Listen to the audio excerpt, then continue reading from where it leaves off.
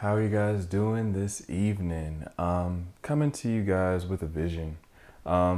This was a vision I had in my studies today. It was presented to me in a very new way, peculiar way.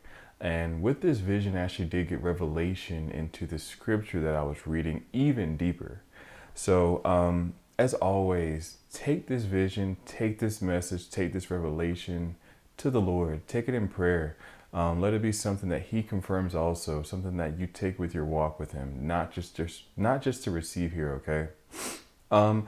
So in my studies, I was actually in the book of I'm gonna probably say this wrong, the book of Micah, and in this verse, in this book, I was actually in chapter 2, and I was reading from verse 7 through 13, and I kept on reading, and I read through to chapter 3, and I was getting revelation about a lot of things. And if God has me release that, I certainly will. But there's one thing that God did want me to release out of all of my study in this, and it was in verse 12 and 13, and this is when I saw what I saw.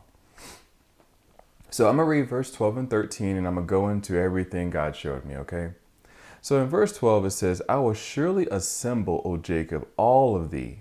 I will surely gather the remnant of Israel. I will put them together as the sheep of Bozrah, as the flock in the midst of their fold.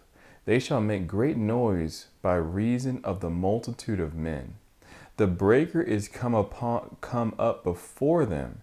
They have broken up and have passed through the gate, and are gone out by it.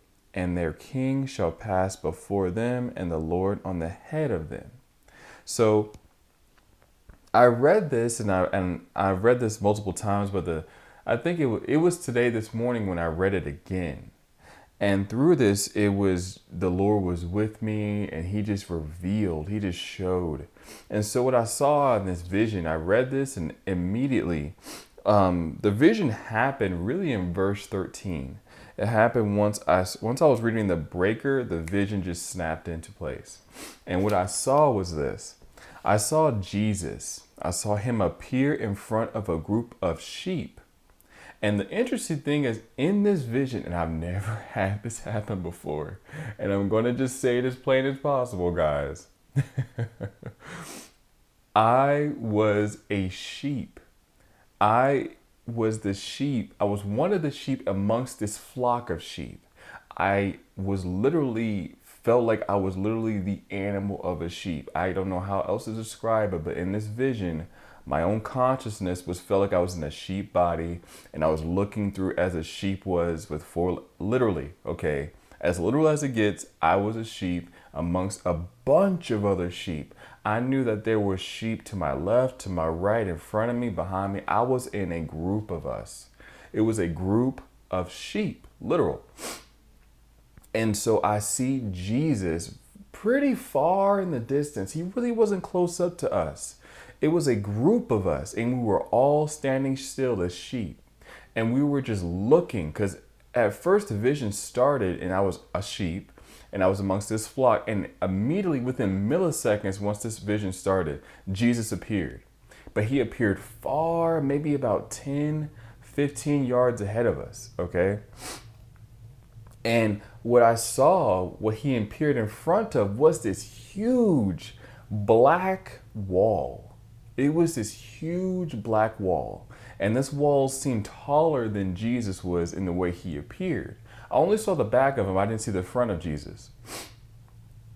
And what I saw was He appeared in front of us, and we were all just watching. I could feel the stillness of all of us watching. It was so tangible, and that was something I noticed and noted, and something I noted when I was in this vision. There was a complete lock on what Jesus was doing. And so when we saw Jesus, He started moving forward toward this big black wall.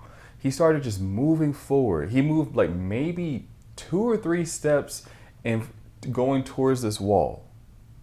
And then it looked like I saw His left hand do the slightest gesture. It wasn't even a push. It wasn't even a strike or a smite against this wall. It's like he just literally was just like that to the wall, and the wall simply broke. It broke in a way where it didn't break wide. It broke in a vertical breaking. So the whole wall did not come tumbling down. It wasn't like the walls of Jericho. It was like literally Jesus made the simplest gesture with his hand, his left hand, and there was a section of the wall in front of him that just broke down. But the wall stayed up, the rest of it. And he didn't even seem to, it's Jesus, guys. He didn't seem to flinch, he didn't seem to budge, nothing. He just made this simple gesture and just kept walking forward. He broke through this wall. And it was the wall that was wider than him, but maybe by a foot on his left or right. So if you can picture that, Jesus breaking through a wall, and it was no wider than a foot to his left or right, wider than him. And the rest of the wall stayed. The rest of the wall stayed. So then, when I saw this, the vision ended. And it seemed like as the wall broke, he made maybe a step or two forward through. He didn't even turn back to look at the sheep. But we were all just watching him. He made a step or two forward through, and the vision ended. And so I sat on that, and I was meditating and talking to the Lord about this vision I just had. I was seeking him about it. And then revelation came to me with the scripture. And so in verse 13, again, where it says, the breaker is come up before them, God revealed to me, of course, that is Jesus. Jesus is the breaker. Then God showed me where it says, they have been broken up and have passed through the gate and are gone out by it, and their king shall pass before them. King, we know who that is. And the Lord on the head of them. So what God was revealing to me is the gate part. The gate, God was showing me the gate was never there. In this scripture, the gate is not there until the breaker, Jesus, comes and breaks open a path. The reason why it's called a gate, look at that, that's so cool. The reason why it's called a gate is because Jesus is the door. So when Jesus passes through an opening that is only wide enough or a little bit wider than him to pass, the sheep are only able to go through that opening because Jesus is the door, that pathway. So he is the gate that he made.